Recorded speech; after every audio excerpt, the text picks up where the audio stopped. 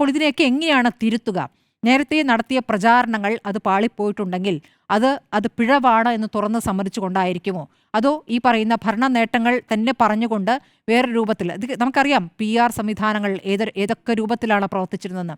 പക്ഷെ അതൊന്നുമല്ല ജനങ്ങളിലേക്ക് എത്തുന്നത്. ഇപ്പോൾ ജനങ്ങൾക്ക് ചെയ്തു എന്ന് പറയുന്ന ക്ഷേമ പ്രവർത്തനങ്ങൾ അത് ഞങ്ങൾക്ക് വോട്ടായില്ല എന്നത് MM മണി എങ്ങനെയാണ് അതിനോട് പ്രതികരിച്ചത് നമ്മൾ കണ്ടു. അത് MM മണിയുടെ മാത്രം ചിന്തയാണെന്ന് കരുതില്ല.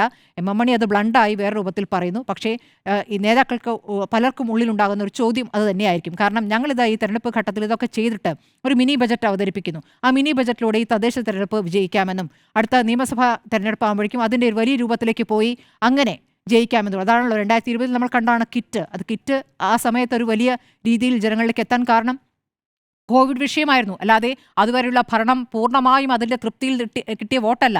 കോവിഡ് കാലത്ത് വേറൊരു രൂപത്തിൽ ജനം ചിന്തിക്കുന്ന സാഹചര്യമായിരുന്നു. അതാണ് അന്ന് വോട്ടായത്.